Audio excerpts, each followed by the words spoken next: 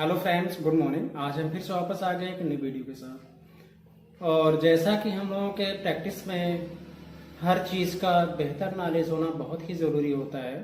अगर हम किसी डिजीज़ को ट्रीट करना चाह रहे हैं या किसी को डिजीज़ को ट्रीट कर रहे हैं तो हमें उस डिजीज़ के बारे में कंप्लीट नॉलेज होना ज़रूरी होता है कि ये डिजीज़ किस स्टेट में चल रही है या इस डिजीज़ की स्टेज क्या है।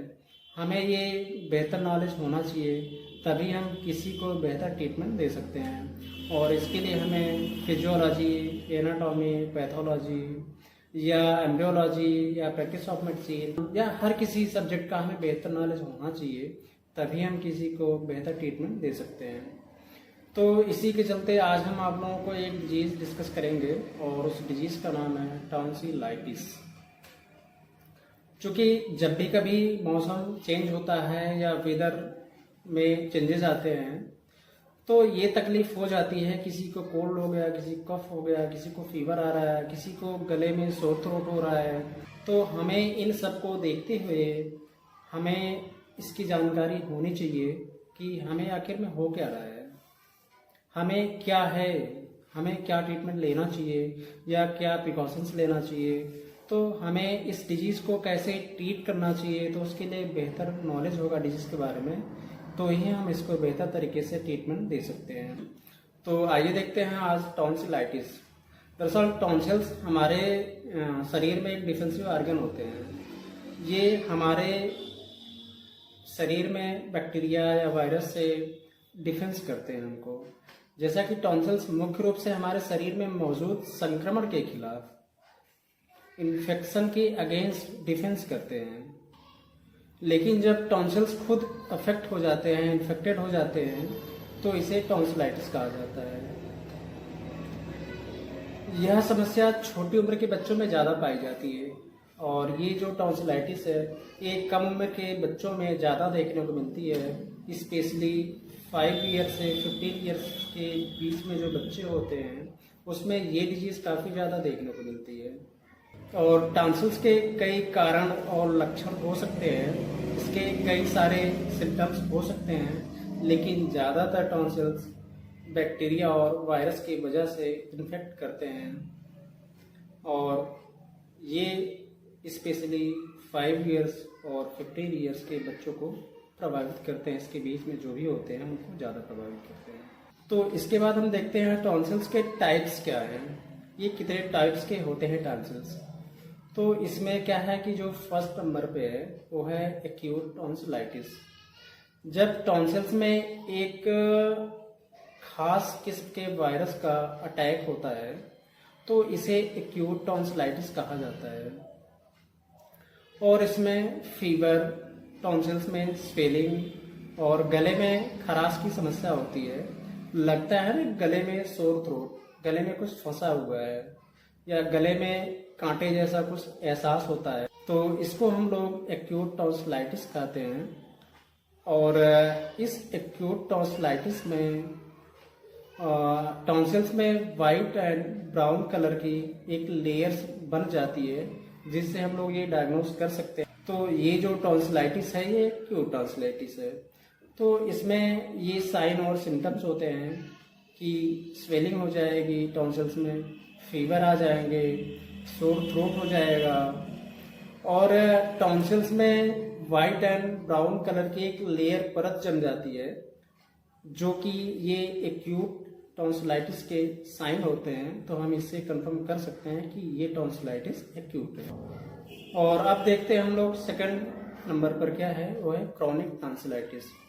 तो chronic tonsillitis basically acute tonsils का रिपीटेड इन्फेक्शन होना किसी पेशेंट में कई बार, तो ये एक्यूट टॉन्सिलाइटिस क्रॉनिक टॉन्सिलाइटिस में कन्वर्ट हो जाती है, तो जिसको हम लोग क्रॉनिक टॉन्सिलाइटिस कहते हैं। तो अब तीसरे नंबर पर हम लोग देखते हैं कि तीसरी टॉन्सिलाइटिस कौन सी है। तो जो हमारी तीसरी टॉन्सिलाइटिस है वो है एक्यूट मोनोन्यूक्लियोसिस। यह बेसिकली एक वायरस की वजह से होती है और उस वायरस का नाम है एप्स्टीन बार वायरस। और इस वायरस के कारण ये टॉन्सिलाइटिस होती है और इसके होने पर जो साइन और सिम्टम्स आते हैं वो होते हैं फीवर, गले में खराश और टॉन्सिल्स में स्वेलिंग आ जाती है, और गले में ही, थ्रोट में ही लाल लाल चकत्ते बनना स्टार्ट हो जाते हैं। और ये जो एक्यूट मोनोन्यूक्लियोसिस टॉन्सिलाइटिस है, इसमें पेशेंट को एंजाइटी भी होने लगती है, घबराहट होने लगती है। तो ये साइन और सिम्टम्स होते हैं एक्यूट मोनोन्यूक्लियोसिस टॉन्सिलाइटिस के। और जो 4th नंबर पर आता है वो है पेरीटॉन्सिलर एब्सेस।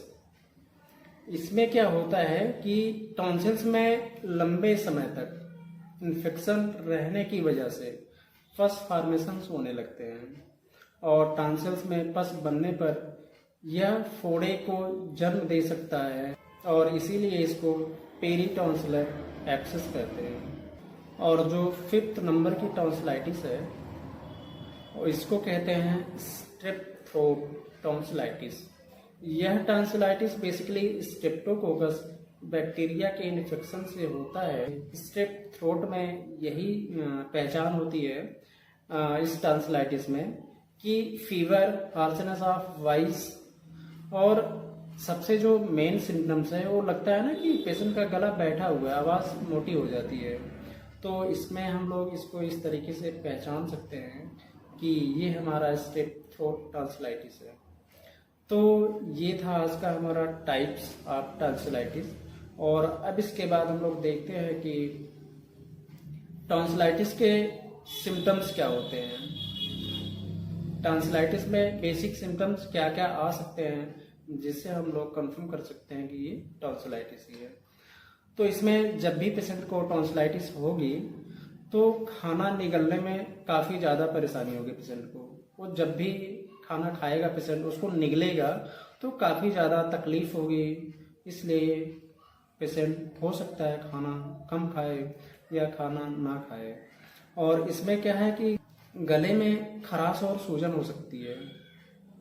इसके जो मुख्य सिम्टम्स हैं, मेन सिम्टम्स है ये हैं। और टॉन्सिल्स में स्वेलिंग का होना या टॉन्सिल्स के रंग में बदलाव, इसमें वाइट हो जाना या ब्राउन या रेड कलर के स्पॉट का होना, और छोटे बच्चों में टॉन्सिलाइटिस होने पर पेट में दर्द स्टार्ट हो जाता है, ये भी एक मुख्य सिम्टम्स है।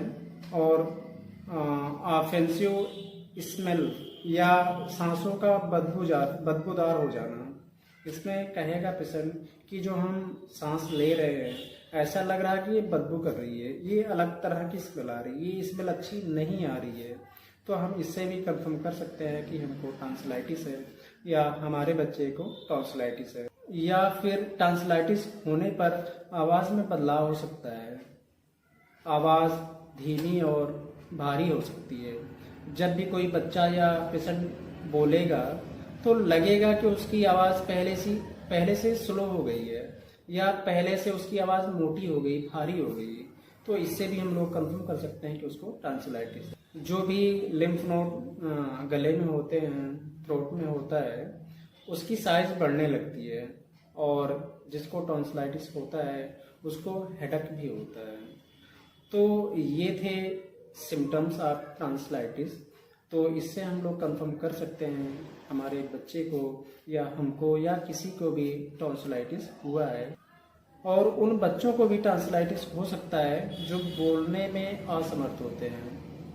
जो बच्चे नहीं बोल सकते हैं उनमें भी टॉन्सिलाइटिस हो सकता है, 100% होने के चांसेस होते हैं।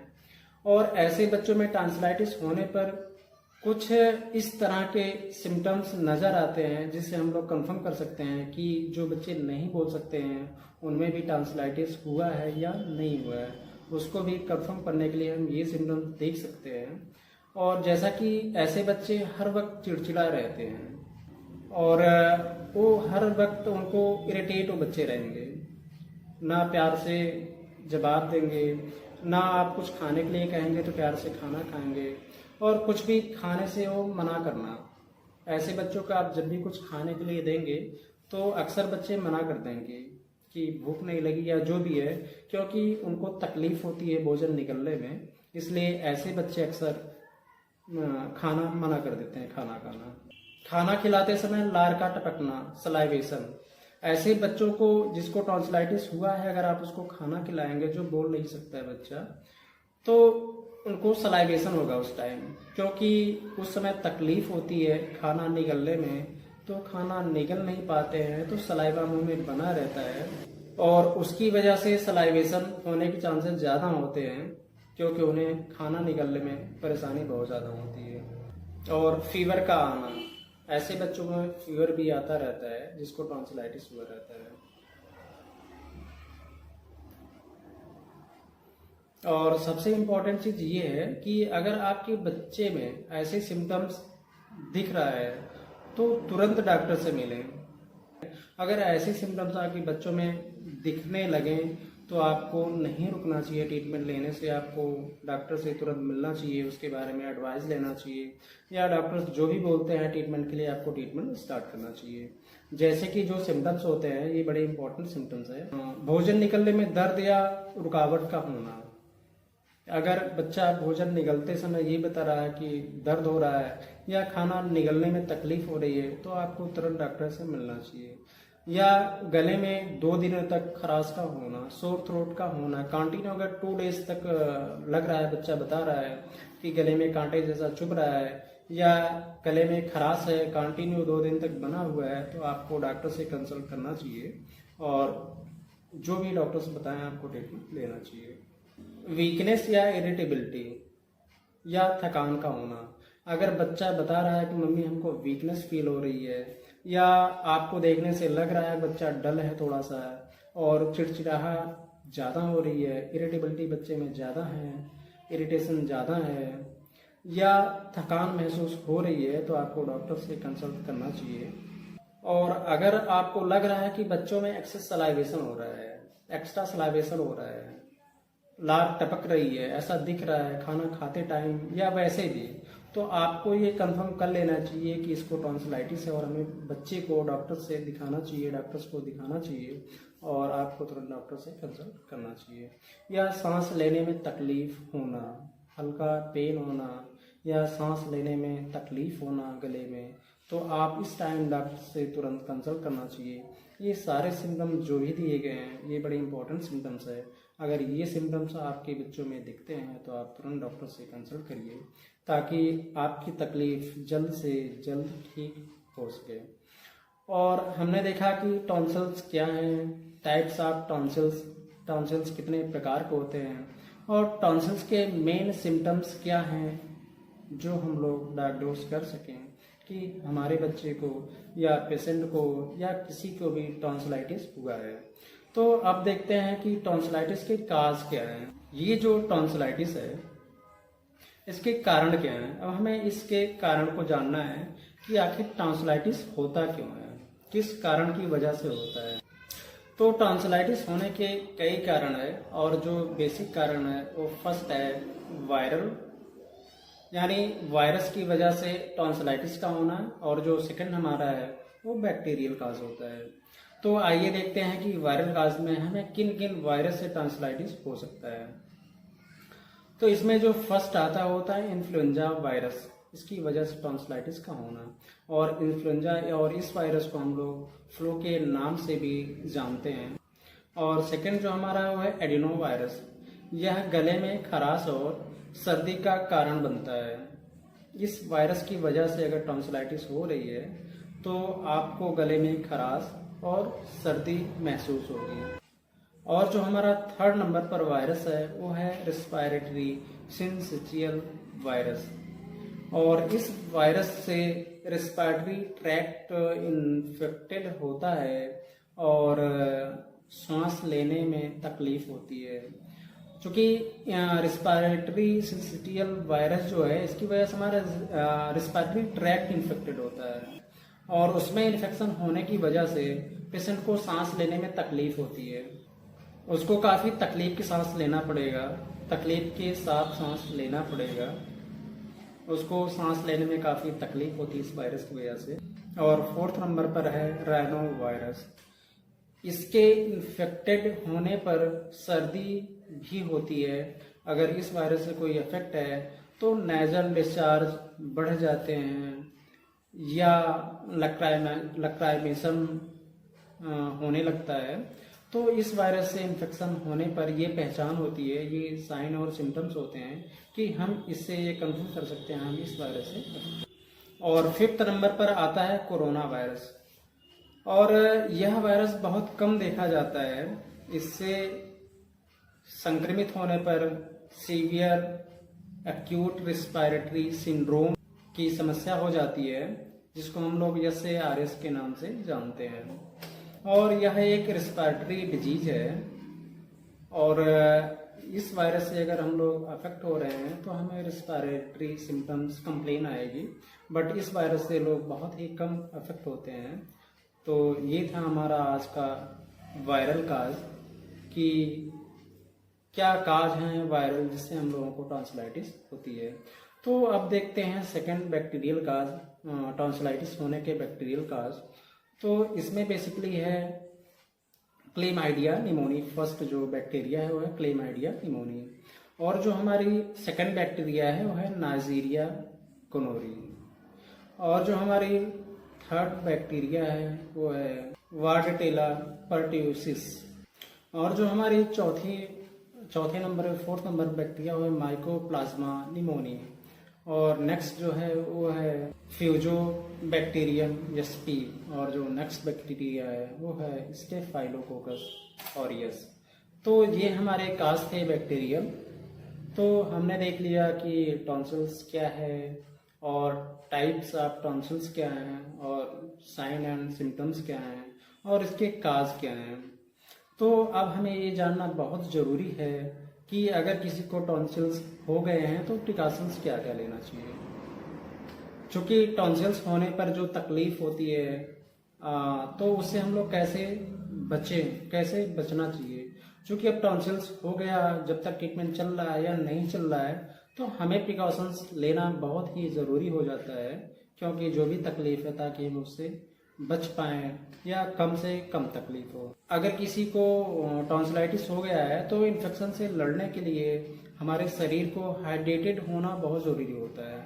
तो इसलिए हम लोग टाइम टाइम पर हम लोगों को पानी पीते रहना चाहिए, और हम लोग नारियल का पानी भी पी सकते हैं, जी हमारे इसमें बहुत ही फ़ायदा करेगा।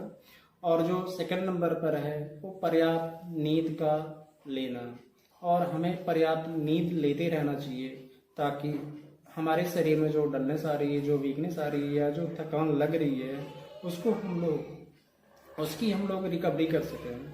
थकान लग रही है तो हम लोग रेस्ट करें, पर्याप्त नींद लें ताकि हम उस चीज़ से बच सकें। और जो नेक्स्ट वो है, हमें तैली और चिपचिपा और मसालेदार खाना नहीं खाना चाहिए हमें, और पीने के लिए गुनगुना पानी इस्तेमाल करें। जब भी हम खाना खाएं तो ऑयली बहुत कम खाएं या स्पाइसी बहुत कम खाना खाएं, और अगर हम पानी पी रहे हैं तो पानी हमारा गुनगुना होना चाहिए हल्का, जिससे इन्फेक्शन के चांसेस कम होगा और हमें तकलीफ कम होगी। और जो नेक्स्ट है गुनगुना, अगर हम लोग पानी पी रहे हैं तो गुनगुना पानी में हल्का सा नमक डाल के हमें दिन में कम से कम 2 बार गार्गलिंग कर लेना चाहिए, गरारा कर लेना चाहिए, और इससे हम लोग जो भी तकलीफ होगी वो थोड़ी कम होगी। और हम लोगों को अधिक खट्टे पदार्थ का सेवन नहीं करना चाहिए, जितने भी खट्टे पदार्थ है उसका सेवन ना करें तो ज़्यादा बेहतर हमारे लिए। और अगर आप कहीं ट्रीटमेंट ले रहे हैं या कोई ट्रीटमेंट आपको दे रहा है तो सर्दी जुकाम बुखार होने पर अक्सर दवाइयाँ, जो आम दवाइयाँ दी जाती हैं, और उसमें यदि पेशेंट को या बच्चा है तो ज़्यादा इम्पोर्टेंट है, अगर उसको एस्पिरिन मेडिसिन बिल्कुल ना दें। अगर उसमें दी जा रही है तो इस मेडिसिन को आप बिल्कुल ना दें, क्योंकि इससे रे सिंड्रोम होने के चांसेस ज़्यादा होते हैं बच्चों में। तो ये मेडिसिन एस्पिरिन मेडिसिन ना दें, बिल्कुल ना दें, क्योंकि इससे रे सिंड्रोम होने के चांसेस ज़्यादा होते हैं। तो ये था आज का हमारा टॉपिक टॉन्सिलाइटिस, और इसमें हम लोगों ने देखा कि टॉन्सिल्स होता क्या है, टॉन्सिल्स कितने टाइप्स के होते हैं, और टॉन्सिल्स अगर किसी को हो गया तो हम इसमें साइन और सिम्टम्स क्या होते हैं, हम लोग कैसे कंफर्म करेंगे कि ये टॉन्सिल्स है, या अगर किसी को टॉन्सिल्स हो गया तो हमें कब डॉक्टर को दिखाना चाहिए। कब किस चीज़ को सीरियस लेना चाहिए सीरियसली या कब किस चीज़ को नहीं लेना चाहिए। और अगर किसी को टॉन्सिल्स हो गया तो साइन एंड सिम्टम्स हम लोग उसको कंफर्म कर लेंगे, डायग्नोज कर लेंगे उसको टॉन्सिलाइटिस है। और इसके बाद हम लोगों ने देखा कि काज ऑफ टॉन्सिलाइटिस, टॉन्सिलाइटिस के काज क्या होते हैं। इसमें दो काज है, एक वायरल है और एक बैक्टीरियल है। तो दोनों मिलकर के ये टॉन्सिलाइटिस काज कर सकते हैं।